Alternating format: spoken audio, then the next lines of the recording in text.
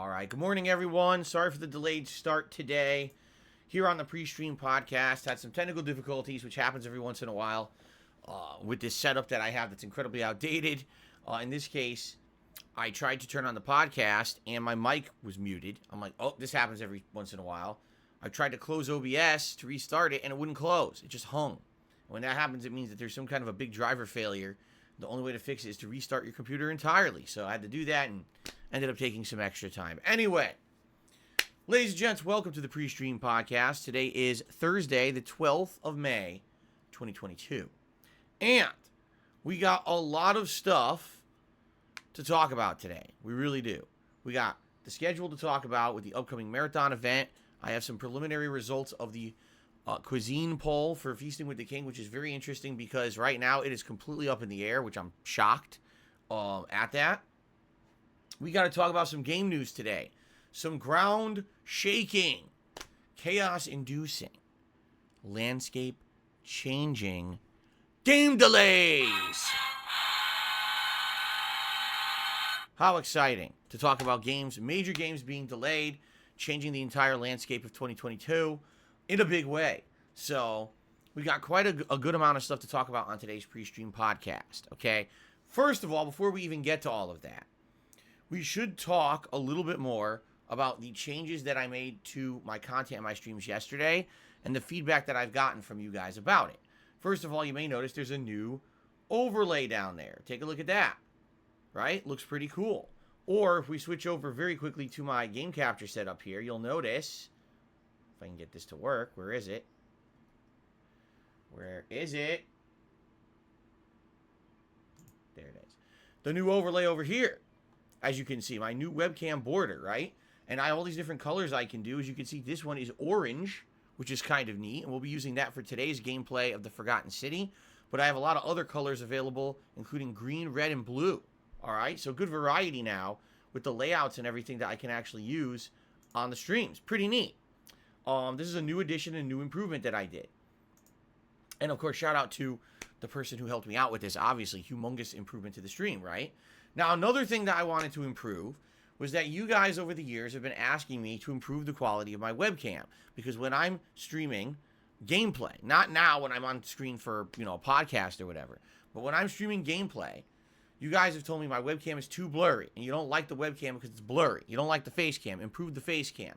Why don't I do 1080p face cam like everybody else? All right? So I said, well, if we're already improving the layout and everything, now would be a time to institute some more changes. But the reason why I didn't do it over the years is very simple.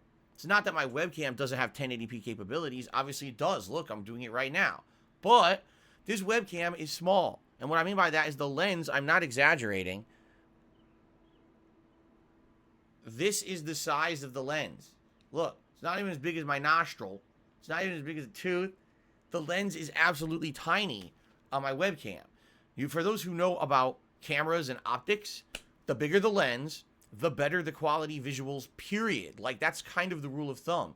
That's why photographers don't use tiny little cameras. They use ones with big-ass lenses. That's why over the years, if you haven't noticed, the size of the lens on, like, the iPhone has actually grown on the back of the phone to increase the quality of the visuals that camera can do. Okay? So, even though this camera can do 1080p, increasing the quality from 480p to 1080p isn't necessarily going to increase the quality of what you see on my streams and in my videos.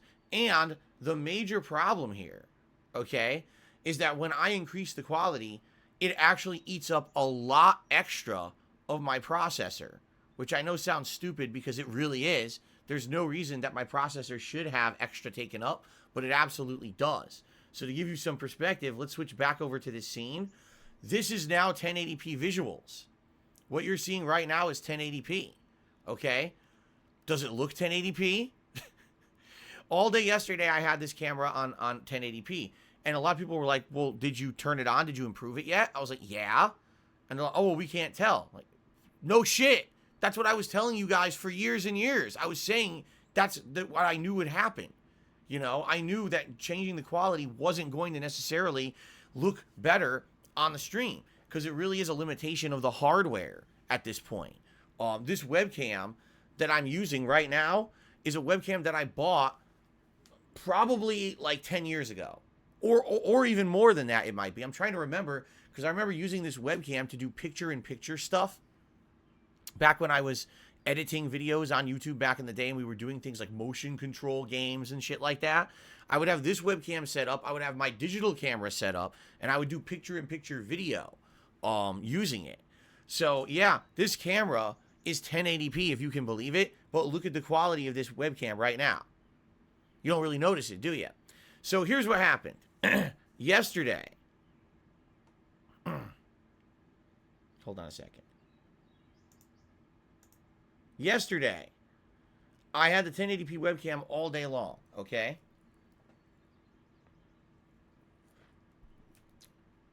And for the first stream, which was WWE, all right, 2K22, seemed fine. Didn't seem to negatively affect the stream or the video quality at all. Everything was good. And everyone was like, all right, fine. But then I played Halo Infinite multiplayer. And this is where it really started to hurt. Because already when I'm playing Halo Infinite multiplayer, super action-packed, first-person game, tons of things going on the screen. You're running, you're shooting, there's graphical things going crazy. Very rarely in the Halo are you just standing around, right? So guess what? My stream and the quality of it declined. Not only the stream, but even the on-demand videos. It got choppy in parts. And I know because I watched back the videos myself and I was like, ooh, yeah, it's chopping up, especially when there's a big firefight. I was playing shoddy snipers, and anytime I got close to someone with a shotgun and we're blowing away at each other with the shotguns, it would go frame rate. It would turn into a slideshow. Okay? That was because my CPU was literally maxing during those scenes. Okay? So, during that stream, people were asking me, oh, well, can you change it? Can you lower it? I'm not doing it now. You know, if we want to change it on the fly later. So what it seems to me is, if I want to increase the quality of my webcam, it has to be a case-by-case basis.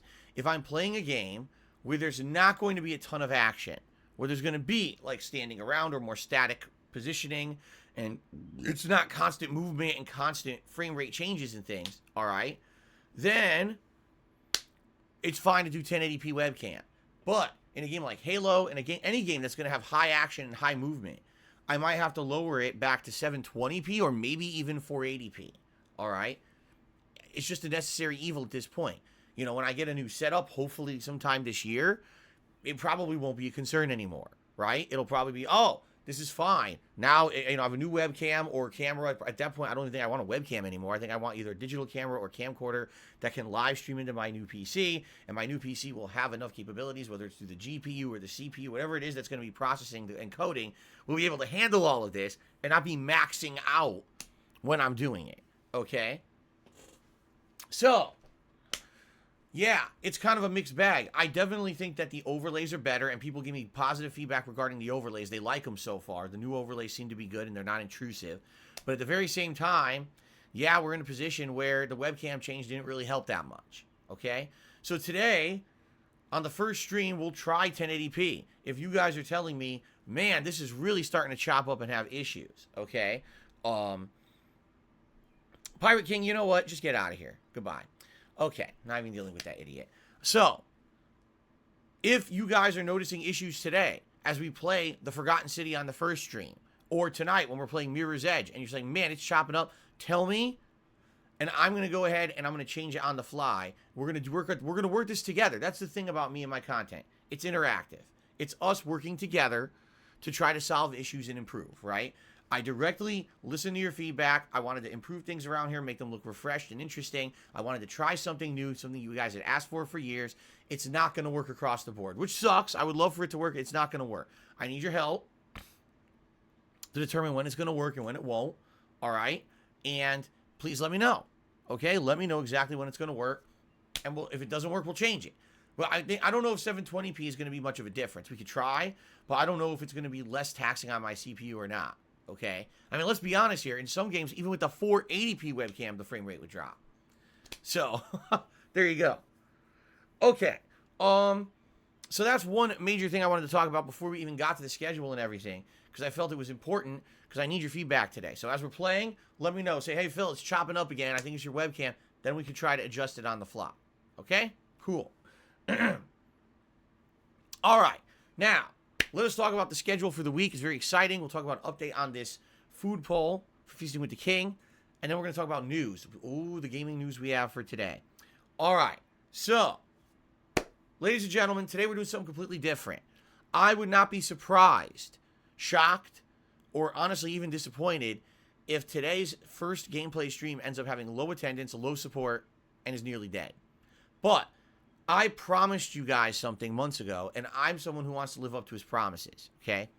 Many months ago, in January, okay, it was dead. There was no new game releases, nothing was going on, and we were doing a lot of downtime content. And one of the things that we started doing was we were going to Game Pass, and we were pulling games almost daily off of Game Pass to try out and do playthroughs of.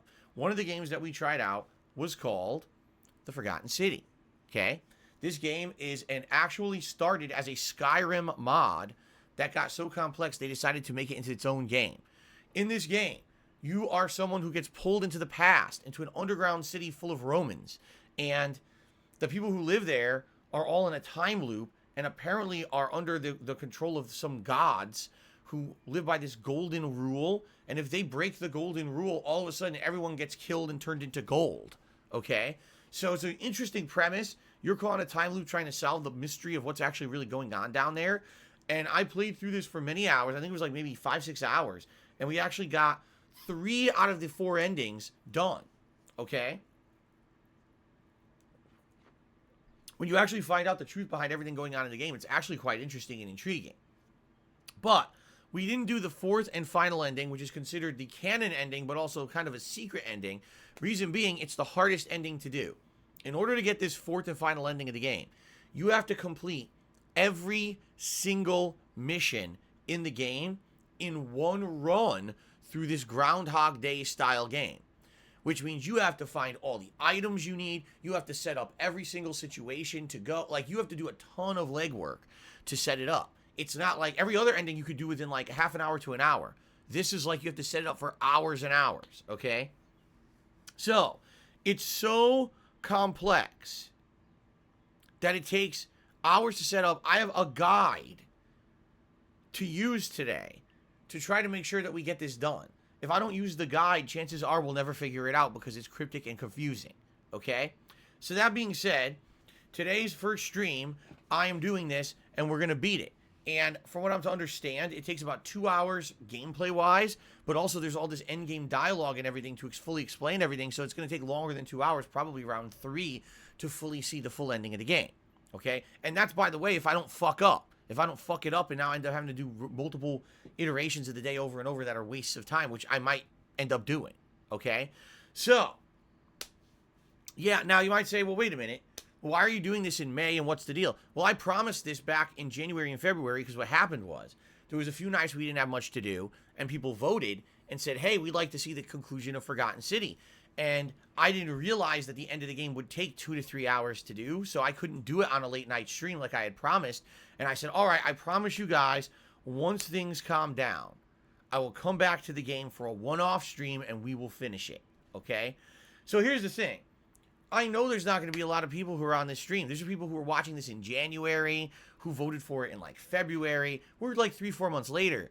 That interest has probably waned. So I know that we're not going to get a ton of people on today's stream. And likely, I'm not kidding, this might be one of the least supported streams I've ever done. I wouldn't be shocked if that were the case. I'm kind of expecting it. All right? But that's okay. I want to live up to my promises to you guys. All right? I know this is not going to be one for a big audience. And that's okay. When I finish the podcast, I guarantee you half of you are going to leave. But what am I going to do, right? At least now we have this opportunity to do it and get it done, see how it truly ends. For those who are interested, great. We finally get to see, because I want to see how it ends. You know, I'm interested in seeing how it's going to go and see what the true ending of the game is. So let's just have fun today, have a chill time, and just let it ride, okay? All right. Now, later tonight, on the late stream, it is going to be something interesting and different. I'm going to go back to a game from the first year that I was a content creator on YouTube. It's a game called Mirror's Edge. Mirror's Edge is a unique game in a first-person perspective, but it's not what you're thinking. It's not a shooter, and it's not an RPG. It is a parkour puzzle game, meaning your goal in this game is to avoid conflict with people and instead escape them and evade them by doing crazy parkour moves all over these very colorful and interestingly designed stages. Most of the stages are huge puzzles. How do I get from here to here? How do I platform from here to here using this mechanic or that mechanic? And I remember the level design is quite unique. Like, it's colorful, it's interesting.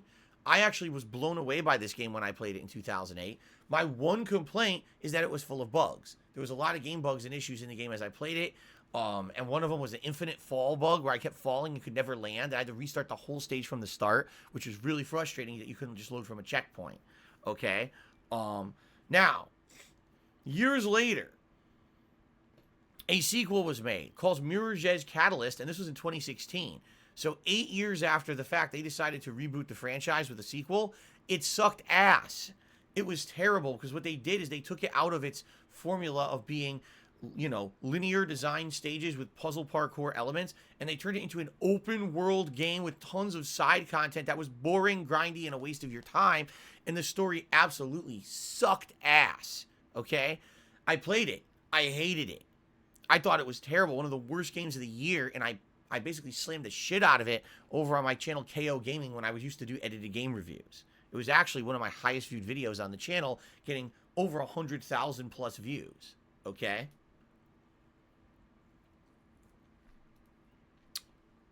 So anyway, ever since I played this game in 2008, I've always wanted to go back to it.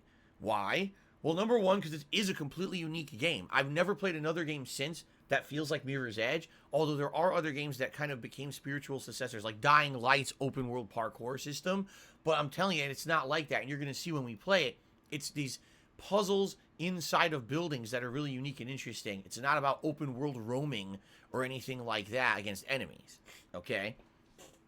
And, excuse me, I've always wanted to go back to it because it's a great game that I didn't do justice. In 2008, I had a tiny digital camera, not even HD, that was pointed at an angle at my television to try to fit a widescreen television into a standard definition camera border. It had terrible audio, terrible visuals, terrible everything. The only thing cool was my commentary. That was it. So I've always wanted to go back and replay it full HD, live streamed, have this fun experience with you guys. And I've decided now is a good time to do it. There's really nothing going on in the realm of new releases right now. And by the way, it's a short game. We could probably beat it within a few streams, so it's not a game that's going to be lingering around for 2 months like a lot of my other recent playthroughs, okay?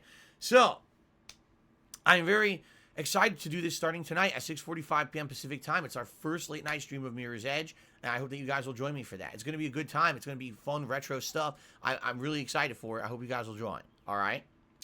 Okay. Tomorrow, Friday, Skyrim Anniversary Edition moves to the daytime slot. We're actually in a really good part of the game, the Dragonborn DLC. We're in Morrowind now, and I played Morrowind years ago, and I actually enjoyed playing this now because it has the music, and it has a lot of the characters and creatures from Morrowind in it. It's very, very fun. And so we're having a great time open world wandering, finding quests, and all kinds of stuff. You know, the usual chill stuff that happens in Skyrim. So, I hope you will join me for the main stream on tomorrow. I am a little concerned, because I don't know if the audience that's now been watching Skyrim on nights will convert over to the days, if they even can. Maybe there's some people who can't make it earlier, right? But I'm hoping that at least some of my main daytime audience will stick around and enjoy the relaxing, chill fun of Skyrim, okay? Friday night, it's our usual weekly Friday night fights, old school Street Fighter fun in the Street Fighter 30th Anniversary Collection. However, we are in the final countdown. I did the math last week, and I think we only have 7 sessions left of this game until it's retired for good. Actually, it might now be 6. I have to redo the math tomorrow night. But I think it's either 7 or 6 sessions left, and then the new collection releases, which I'm very excited for. So, have some fun with me on Friday night if you like Street Fighter, all right? Then on Saturday is the big day. The big marathon celebration of 1 year since I returned to YouTube as a full-time content creator. There's going to be all kinds of fun festivities going on. Feasting with the King. DSP reacts to Down the Rabbit Hole Dark Side Phil. My first ever big simulation match in WWE 2K22. and maybe even more depending if time permits. I don't really know how long it's going to take me to do the DSP React, so I don't want to commit to doing too much on this stream. But I think it's going to be a great event. I think you guys are going to have a ton of fun. It's a good variety of stuff. It's actually funny because someone said to me, Phil, is this like the first time that you're doing a marathon with zero gameplay that you're actually controlling? Not to say that there's no gameplay, there will be WWE, but I'm not controlling it. That's AI control. And I thought about it, I was like, actually, no, we've done marathons with the retrospectives before, where I didn't touch anything. It was just watching videos, and we reacted to it the entire stream. But, yeah, case in point, I haven't really done anything like this in a very long time. Usually there's a gameplay element involved, and this time I'll be hands-off, right? So, Saturday should be exciting. Then Sunday and Monday. Sunday's going to be more full daytime streaming of WWE. That's right. I finally get a real session of WWE 2K22. After yesterday's debacle of getting the stream taken down and bullshit like that, it was all nonsense. Thank God it didn't negatively affect the channel, because it didn't, but it's still stupid that it happened. We're going to go into the My Rise mode, which is the My Career mode, and actually get significant gameplay in this time. We only got like 30 minutes of gameplay in the other day. So we'll actually get significant gameplay in this time on Sunday. And on Sunday night, we're going to continue on with Halo Infinite. I think we're doing Halo Infinite Sunday night. And then Monday, it'll be more Skyrim and Mirror's Edge. And that's the streaming week for now. Yeah, Plum Girl yesterday. I guess I'll summarize because some people weren't here yesterday. Yesterday, I did my premiere stream of WWE 2K22. First thing I wanted to do was Showcase mode, which is the story mode of the game, which follows the career of Rey Mysterio Jr., the pro wrestler. So I go into options and I turn on Creator mode. This mode is supposed to make this game safe for people who are streaming and recording. It's supposed to take out the content that would be claimed or matched so you can be safe and not have to worry about it. So I go into Showcase mode. Immediately, it's showing video footage. It's showing Rey Mysterio talking on camera. It's got clips of the actual matches in the gameplay, and you can't take it out or skip it. So within 30 minutes of me streaming this mode, YouTube takes down my whole stream and says, oh, you're streaming copyrighted content ID match, shut it down. Yeah.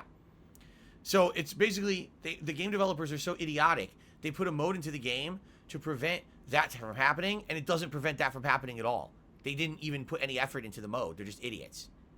So there you go. So I'm not playing that mode. We're doing the My Rise mode, which is the My Career mode. Okay. So, ladies and gentlemen, that's what we're going to be doing for the next week. Now, the week after, okay, there is a game coming out called Vampire the Masquerade, like some weird name, Swan Song or something like that. I don't know what it is. I have to look into it. If you guys are interested in it, let me know. But that's really the only major release for that week. After that, there's no major releases until the final week of May, and then there's like 2 to 3 of them, okay? And most of them are under Game Pass, so likely I'll be checking them out. So it means that basically this month is going to be WWE and Skyrim kind of balanced, and the night streams are going to be varied. You're going to have Mirror's Edge. After that, I'm probably going to be doing something else, maybe a retro game. I don't know. We'll think about it. But one thing I will say is I'm glad that I brought Halo back into the rotation. The 2 sessions of Halo that I did, as rage-inducing as they are with the lag and hit detection, still kind of fun. I like playing a competitive first-person shooter, and I'm going to keep playing it at least for the foreseeable future until basically hype dies out for it again. So that will be in the rotation moving forward for the near future at least. Okay? All right. So we have a couple of things to talk about in news today. I actually have 2 big news stories today. And I just want to make sure, did I leave anything else out before we get to the news stories? I think we covered everything I needed to talk about today.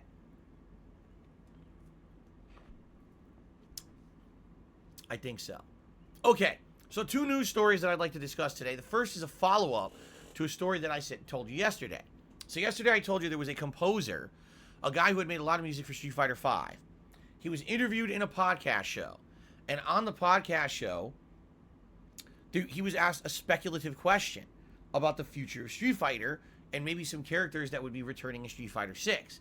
To which he made a statement that was basically like, well, you know, I know some people who are friends of the Bruce Lee family, and the Bruce Lee family who own the rights to Bruce Lee's image and everything are very upset with the way that he's been portrayed lately, and therefore they're basically shutting down anyone who's going to try to have him in any kind of a parody or comedic form in their content.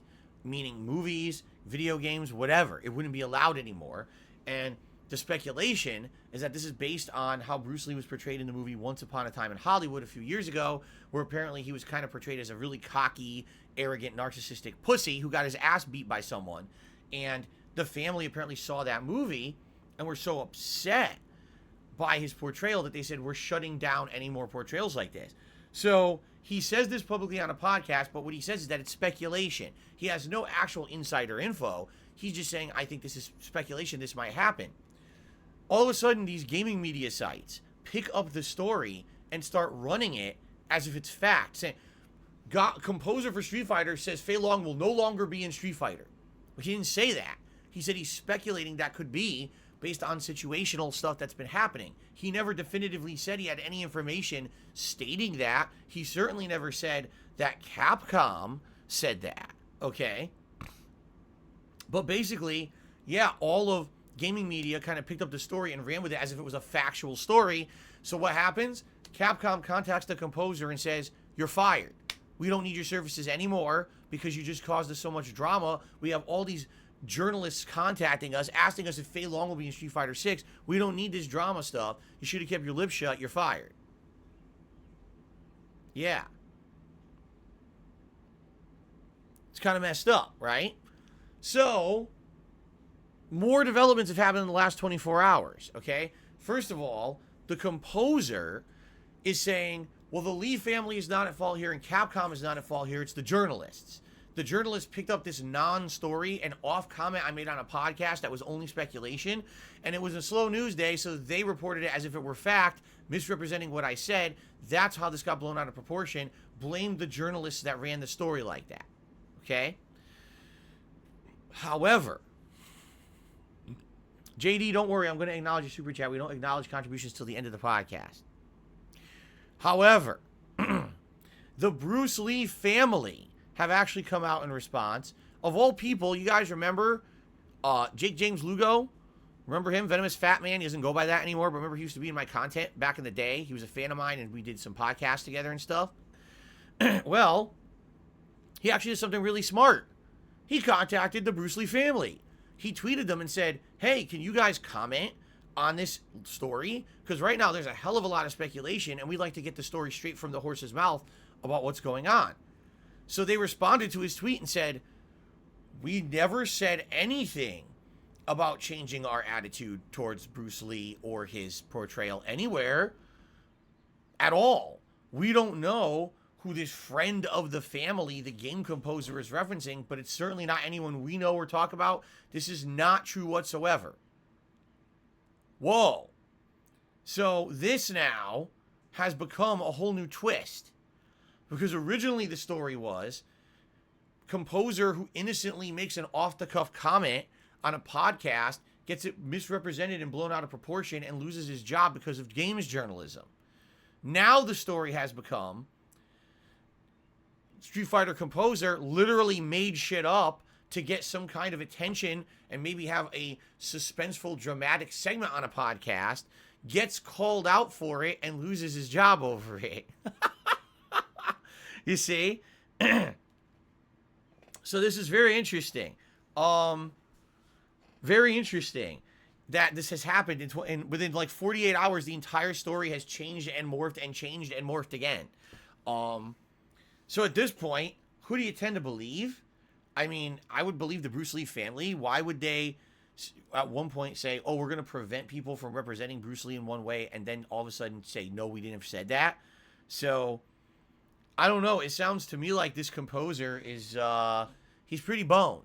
It sounds to me like he decided that he wanted to go on a podcast, maybe to get some attention for himself, and to do this spicy story about maybe Fei Long would not be in Street Fighter. And he probably absolutely never thought that gaming media would pick up the story. He probably never fathomed in a million years. He probably thought, oh, I'll just do this and, you know, it'll be a little interesting segment to spice up this podcast or whatever. And it sounds like he's completely lied about this whole situation. He does not know anyone who's a friend of the Bruce Lee family, or whoever he's talking to is a liar themselves, in which case he shouldn't have even brought it up, right? Like, if he doesn't know, if it's all If it's all like, you know what it is? It's exactly what Capcom said yesterday when Capcom was originally contacted about the story. They said, we're not going to respond because we don't respond to gossip and rumors and this kind of stuff. Because that's exactly what it is. It was always gossip and rumors. It was never confirmed. Even the guy said himself on the podcast, it's not confirmed. It's just, this is what I heard. Should he have lost his job over it? I don't think so. I think it's stupid. I really do feel that if he did great composing work for Capcom, and that's, what he's known for, that they like his work, why would you fire the guy over it? Is this really a giant negative story for Capcom that makes them look bad? No. It was just conjecture to begin with. If you actually read the articles, the clickbait titles melt away when you read the body, and they actually report accurately that this guy was just kind of guessing. The problem really is the clickbaity titles. But I don't think he should have lost his job. Even if the guy was kind of messing around for dramatic reasons and trying to get a rise out of the podcast audience and get them interested or whatever, I still don't think he should have lost his job over it. But why is Capcom so afraid of any kind of press that they fire the guy like that? That just gets me. I could see them say, we got to have a meeting with you. And they pull him into an office. They say, listen, we like your work. All right. You did good work on Street Fighter V. We like the music. You can't do this because this is going to start speculation and rumor. Please stop. Instead, it's just, you're fired. What the hell? That's stupid. Right?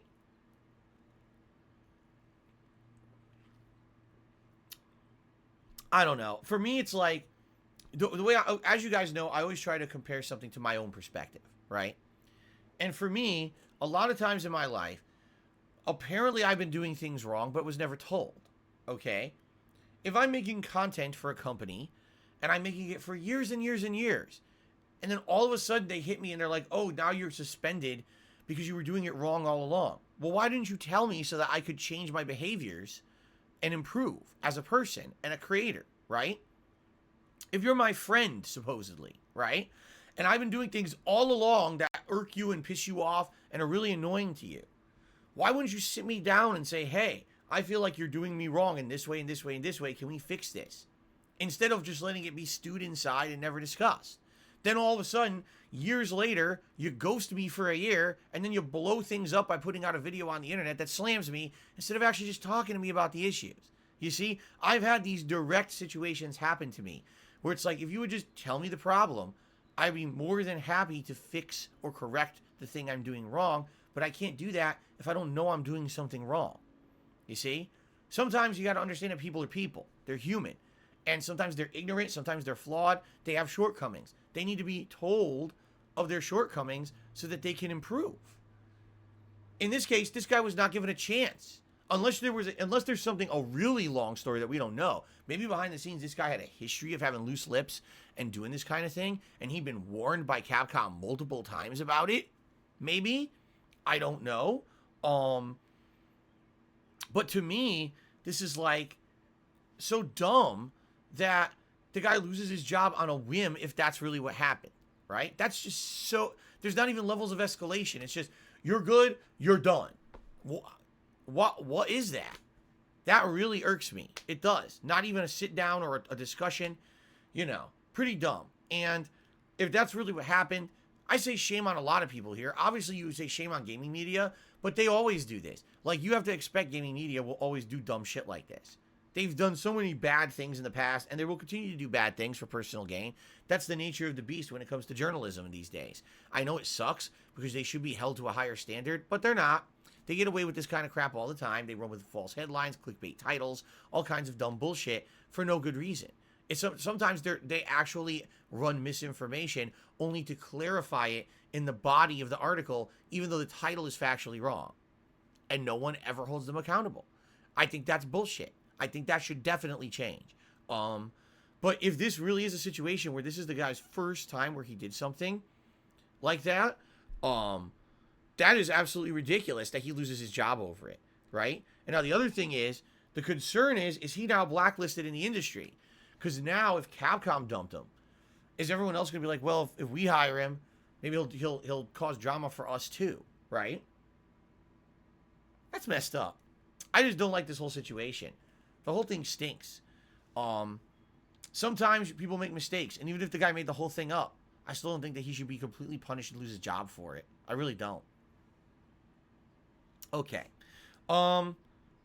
Let's continue, and let's talk about the next news story, which is the big one for today. This is the one everyone's talking about. Okay. So, ladies and gentlemen, recently we've been talking about how, wow, 2022 looks like a pretty empty year for games.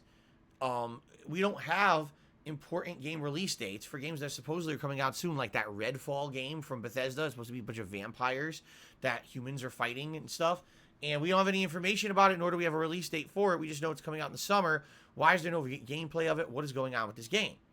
Hell, even Starfield, the big one from Bethesda, the new IP that everyone seems to be hyping, despite the fact we haven't seen any actual gameplay of it.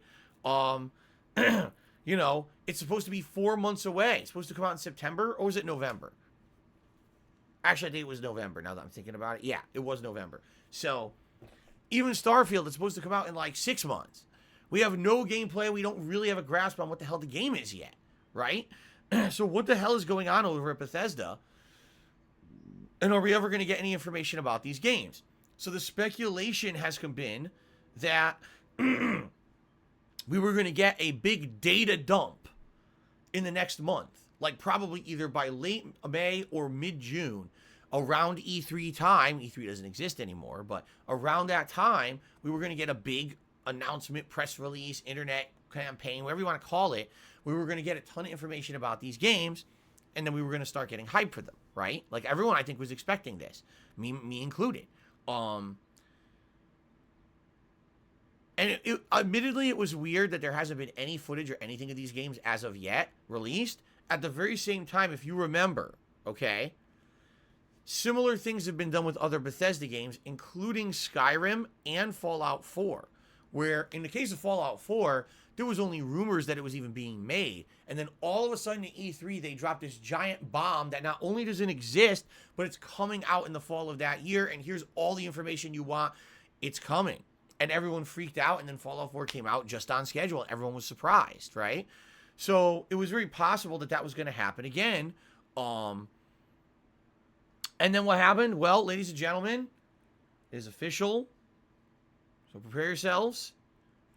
Both Redfall and Starfield have been delayed till next year. They're claiming the first half of 2023. What's crazy about this is absolutely Starfield was going to be the biggest game of the fall at this point. And without that, the gaming landscape for the rest of the year is looking pretty bleak and or pretty darn empty. In fact, I would almost go as far to say that if in the next month we don't get a bunch of digital conferences saying, hey, guess what? Here's a bunch of games you guys didn't even know about, and they're all coming out by the end of this year. If that doesn't happen, I would say this may be the end of what I have always called the hardcore gaming season. That typical season of the year, the fall, right, or autumn, when almost all new game releases try to cram themselves in so that they can get artificially inflated sales for the holiday season. It seems like it might not even happen this year. Yeah. It's shocking because this was always the busy gaming season.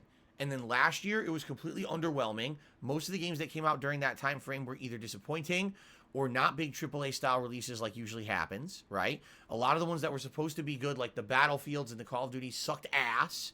It was super disappointing. It wasn't until February of 2022 that we really had our busy gaming season. Within 1 month, there was like 5, 6 high-profile releases all back-to-back coming out, and then it continued into March. That felt like the gaming season of the fall. It really did. So are we seeing an actual shift of game release dates that all the big ones will now be released between February and March? Is this actually happening? Or is this just a one-off chance? I don't know.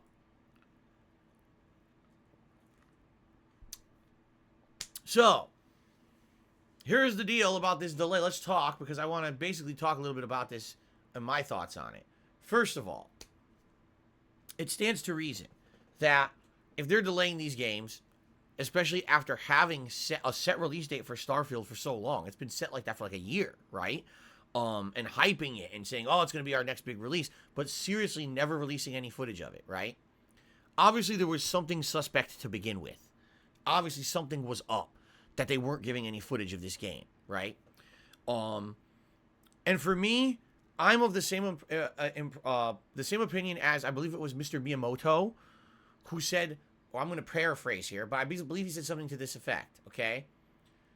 A delayed game will eventually be good, but a bad game released today will be bad forever, right? Essentially, if you think your game needs more time, then give it the time.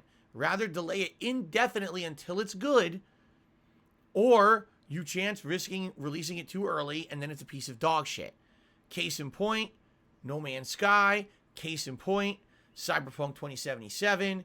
Case in point, 99% of major AAA games these days that come out full of bugs, glitches, and issues that all need to be rush patched within the first 1 to 2 weeks when the game developers realize they released a buggy mess, right? Now,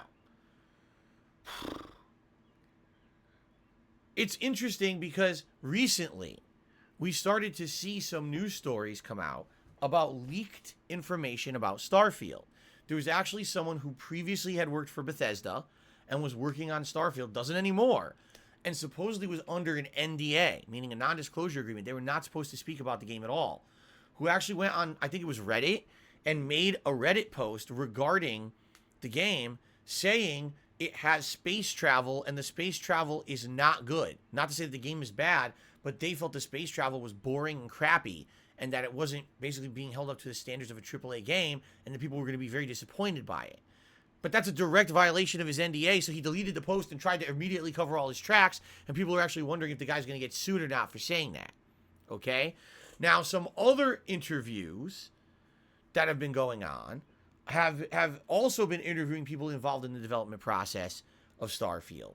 And apparently last year, around E3 time, some people were interviewed and they were like, listen, that 11/11/2022 date, I mean, they can push that as much as they want, but if they expect the game to be out by then in the state it's in now, this will be the next Cyberpunk.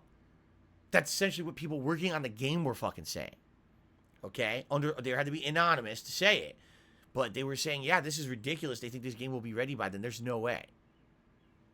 So, the thing that gets me is not necessarily the fact that the game's been delayed, but the thing that really gets me is the hype behind the game. Because so many people were so overhyped for Starfield. We don't know what it is, how it plays, how long it'll be, the style of gameplay. We know nothing. It could be Fallout. It could be a different game. We don't even know anything fucking about it. We have seen zero gameplay of Starfield. And people were so fucking hyped for it. The other thing that gets me about this, you guys know how much I hate fanboys. You know that, right? People who are Xbox fanboys, right? Who want to say, oh, Xbox is the absolute best console to own because under Game Pass, you're going to get all the hottest games and most of them you're going to get day one for free. You don't even, the Xbox owns exclusives now, like Redfall and Starfield. You're going to get those for free this year on Game Pass. And Game Pass is going to be the absolute best value because you're going to get the brand new games right away, right? Right. And they just hype the fuck out of these games with zero information. Now, all of a sudden, now it's crickets. Crickets. Because if you actually look at the landscape of games for this year, guess how many high-profile Xbox exclusive games there are in 2022. Are you ready? Are there 5? No. Are there 4? No. 3? Oh, no. All right, there's got to be at least 2 really high-profile Xbox exclusives. No. There's got to be one, maybe even if it's pinky-sized, there's got to be one major Xbox exclusive coming out in 2020. No! There's none! There's no Xbox exclusives of any note coming out this year. 0. These were the 2. These were the two ones that everyone was talking about, and they're gone. The landscape is empty. It's a barren fucking wasteland. If you have Game Pass, you might not get any more new games this year except indies. Now, of course, this all could change. We do have big gaming press conferences and things coming up in the next month or two. Maybe we announced a slew of games we didn't even know were coming out. Oh, here you go, right? But in regards to what we already knew was already being hyped, there is absolutely nothing coming out on Xbox, okay? And the thing that gets me about this is, do I think Xbox console sales are going to slow down? No, I do not. I actually think that Xbox console sales will stay at the level they're at or increase, just like PlayStation. You know, they're trying to sell as many as they can, and people want them as much as they can. They've been trying to get these consoles for a year and a half and still couldn't. The moment that they're out there, they're going to sell, okay? But what's interesting about this is that they are absolutely trying to build their customer base on Game Pass. They're trying to build that Game Pass subscription number every month. They want more and more. And they're trying to do more value added, more games added, etc. But now, the two big reasons for Xbox console ownership this year are gone. Now what do you do? What is your game strategy for the rest of the year? What do you even advertise? I'm very curious. Are they literally just going to sit around and be like, man, well, we got nothing. Oh, well, just play whatever's free on Game Pass for now, and we'll keep talking about games coming out next year, right? This is, like, very interesting and weird. Usually you don't see situations like this happen. And I don't know what are they going to do? What are they going to sell Game Pass on when there's no new games? 0 new games exclusive to Xbox, right? I don't know, man. I guess we'll have to see. Right. PlayStation already had big ones this year. PlayStation already had Horizon. PlayStation's supposedly, and I have to emphasize this, supposedly, PlayStation will have God of War Ragnarok this year. Why do I say supposedly? Because we've also not seen any gameplay of that either. And now this makes me freaking nervous that now, seeing that their competitors have delayed their big games, Sony will feel no pressure to release God of War this year. They'll be like, oh, well, we don't have it to compete. We don't, they don't have any games. We don't need any either. We'll just have everything next year. They could bump it too. And that does make me nervous because I like big, high-profile releases. They bring hype to my streams. We get to play the big games together, share our experiences with them. It's a good atmosphere when you get a big, high-profile game coming out and everyone gets to play it, right? And right now, it's just like they're all just becoming vaporware, just going out into the ether. Yeah. So, I hope we don't get delay on God of War Ragnarok. I hope that we actually get a concrete update in the next month or so about it. And that hopefully it's coming out this year. But right now, things are not looking good for 2022. I'm just being honest. The gaming landscape is looking bleak and empty. Like, I went through the gaming release calendar, and there was like 10, 12 games tops between now and the end of the year that had concrete release dates. And now, Starfield's gone. I have to delete that one. So, we're going to have to see what happens, man. This is not good news, obviously. However, again, I will say this. Since it seems to me these games definitely were not ready, I'm happy they're being delayed and they will be good and ready when they release. But it begs the question, why do game developers and publishers always overpromise and underdeliver? I talk about this on my streams all the time. For you guys, I don't want to overpromise and underdeliver.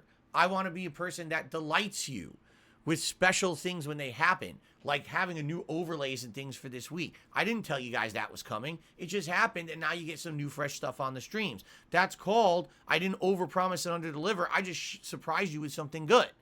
These guys constantly overpromise. Oh, we're going to have this game out in November of 2022. Redfall coming summer of 2022. Redfall hadn't even been announced yet. And then all of a sudden, oh, here it is, and it's coming out summer of 2022. Why make those promises? Right? Why? Just don't make the dumb promise. It's dumb. It's really dumb to do that. Just don't fucking make the unrealistic promise and now feel the pressure of having to live up to that promise, or then look like a jackass when you have to delay your game and you don't live up to the promise. Stop it. Stop overpromising and underdelivering. Tired of it. Really, I'm tired of it. Okay.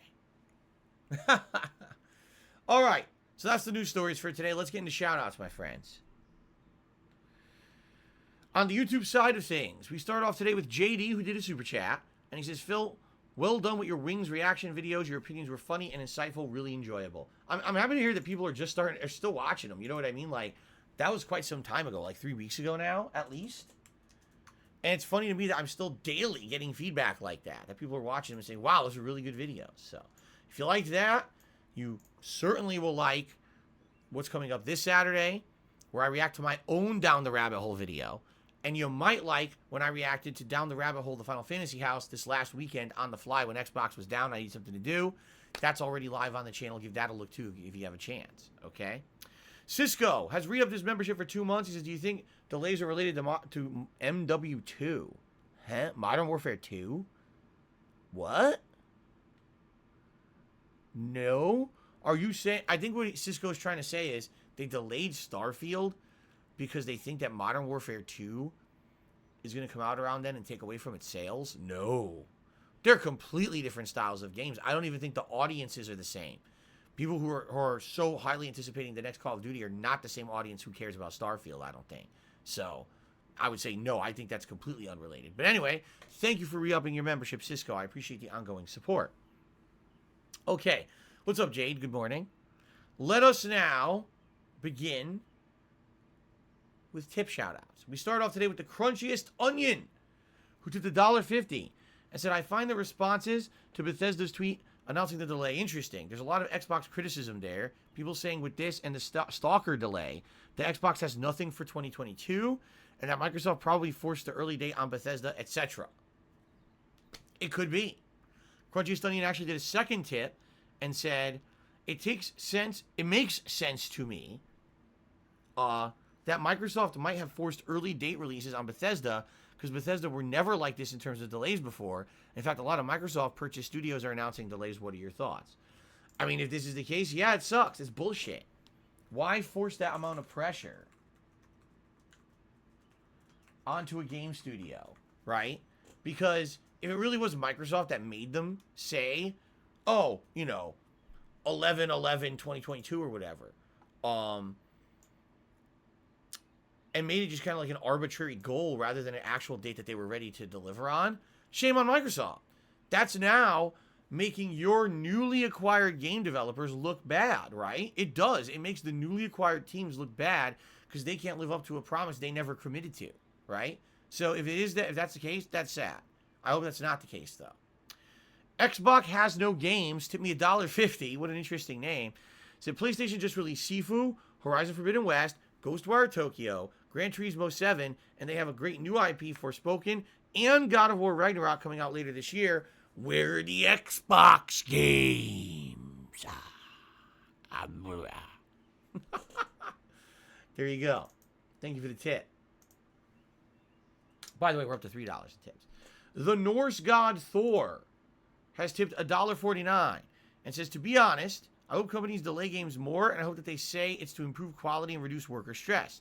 I mean, in reality, I would hope that games wouldn't announce release dates until they're ready, but whatever reduces crunch culture is fine by me. And again, I agree with you. I would rather wait a long time to get a game that's good. Just give me a game that's good as the end product. Do not give me a game that was rushed out and is unfinished and is buggy as shit and sucks ass, needs to be patched 400 times, and it still sucks. And there's nothing worse than a game like Metal Gear Solid 5 or Final Fantasy 15. When you're playing the game and there's these moments of greatness, there's these really awesome game components. You're like, this game is amazing. If only it were finished. If the game were finished, it could be best in class, one of the best games ever made. But because it's unfinished content, it feels like a jumbled mess and it ends up not being the potential that it should have been. It has this great potential to be amazing and it's just kind of good but not great because it's not done. That's bullshit. We do not need more games like that. We've had them, been there, done that. Give these game developers the time they need to finish. And don't make them say that it's going to be ready at a date that they have no intention of reaching. Okay. Leyline tipped me $1.50. Says, do you feel like the gaming market has now shifted away from consoles to PC? It feels like compared to 10 years ago, PC is the place to be for the hottest new releases. Sometimes it feels like Xbox gets the leftovers of PC months later. No, I don't even know what you're talking about. Please go ahead and name me on 5 PC exclusive must-play games that you have to play on PC as opposed to console. Go.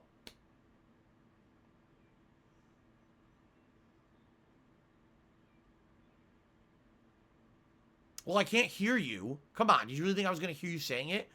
But the point I'm making here is PC now has a lot more games at launch the same day as consoles. I would say, especially with Game Pass, it is a very, very valid point that with the Game Pass program in place, many of the games that are coming out on Xbox consoles also are coming out on PC same day, right? Okay. But outside of simultaneous releases on console and PC, are there really that many absolute must-play games that are PC exclusive?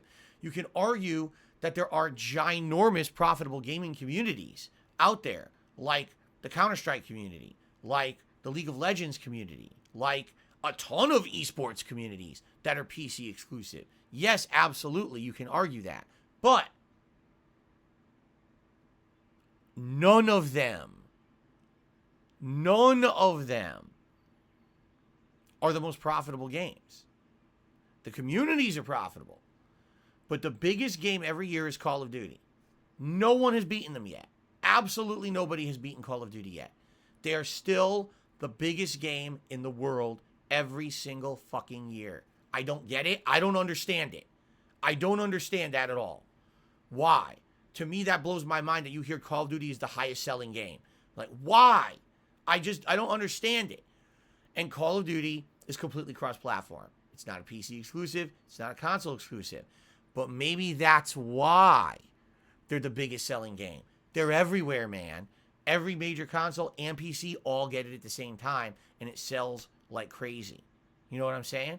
I'm not saying there's not validity to saying that PC gaming has a rise. I think what used to happen was you had your PC gaming here, your console gaming here, and they were separate. They were completely separated. You either play it here or here. Even the same games that were cross-platform were even different games sometimes on PC and console. They would be different, changed, right? Now, you see simultaneous crossover between them, especially with Game Pass. But if you get a PC and you're playing all your games on PC, are you necessarily playing every game? No. You will never play the exclusives, right? Already this year, you would have missed Horizon, you would have missed Sifu, you would have missed, what was the third one? Oh, Ghostwire Tokyo. You wouldn't be playing God of War, right? However, if you were an Xbox gamer, you would still be able to play Starfield. You'll still be able to play Redfall. Those are going to be on PC, right? So I would say it stands to reason that if you want to play all the best games, you still have to own multiple things. You still have to have a PlayStation, an Xbox, or a PC. You have to have a combination to play everything right now. But it's happening, and we're actually seeing more and more PlayStation games being ported to PC. Not a release day after the fact, but maybe if we get that true universal simultaneous release where the biggest releases are being released everywhere at once, then yeah, PC would probably be the way to go. But we're not there yet. CM Fool, what's going on, man? I haven't seen CM Fool in a long time. How are you doing, man? He just tipped me $4.20. He says, sorry, I haven't been here a while. I was working at Frozen Orange Juice Factory, but I got can. I just couldn't concentrate because they put the squeeze on me.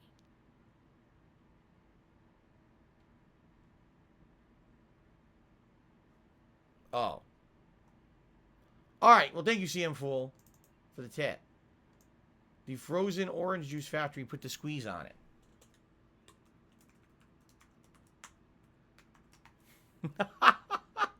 Okay, then. Alex from Phoenix did a super chat asking, what are the gas prices here in Washington State? I believe they're around $5 a gallon now. That's around where we are right now, which is actually the highest they've ever been. I just saw a news story yesterday stating that the gas prices in Seattle have hit their record high and have never been higher, which is absolutely ludicrous because actually it's fake. It's fake. The prices are inflated not because of scarcity of oil, but because of speculators being dick fucks and making shit up to make more money. There's absolutely no reason for oil to be as expensive as it is right now. These are just greedy people controlling the market. Okay. Ladies and gentlemen, if anyone has a quick question to ask me, go right ahead. If not, we will adjourn the pre-stream. I'm going to use the restroom, and then we're going to get started.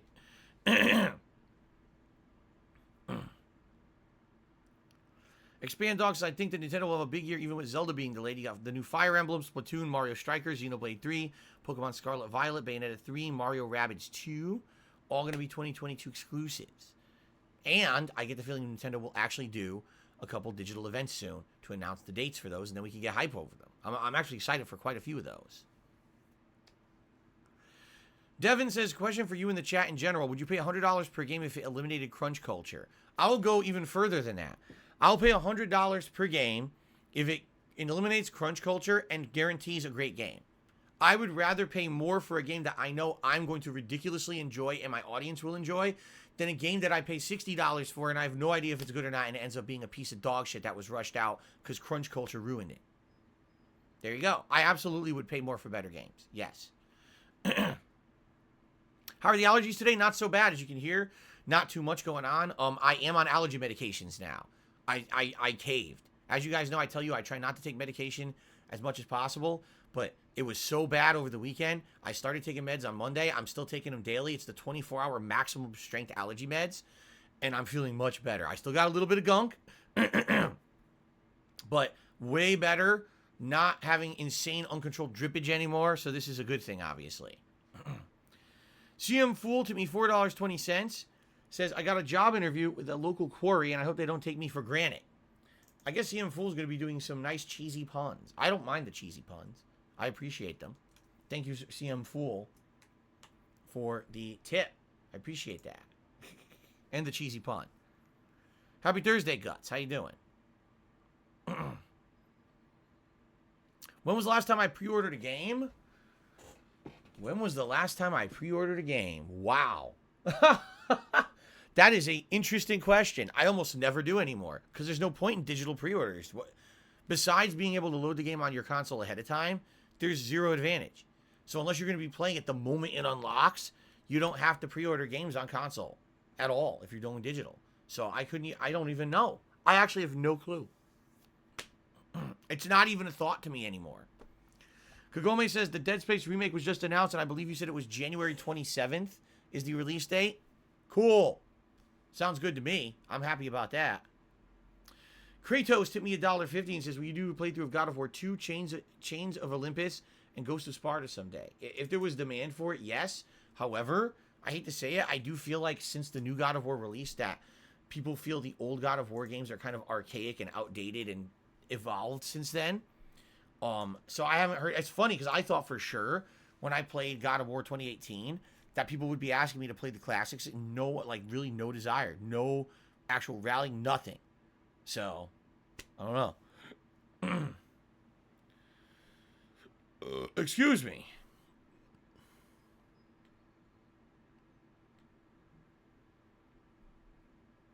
Okay. All right, guys. Let's take a quick break. I actually have to use the restroom, so it's going to be a few minutes here. Let's take a quick break, and then we're going to finish up the Lost City. Excuse me. I keep calling it the Lost City. I did it in January, too. The Forgotten City. I have a guide here to help me be refreshed on what I need to do, okay? And I hope I can figure it out, okay? I guess we'll see what happens. But, all right. Let's take a break. I'll be back in a few minutes with the Forgotten City, trying to finish it up and see the secret ending. All right, guys? Thank you, and I'll see you in a little bit. Awesome.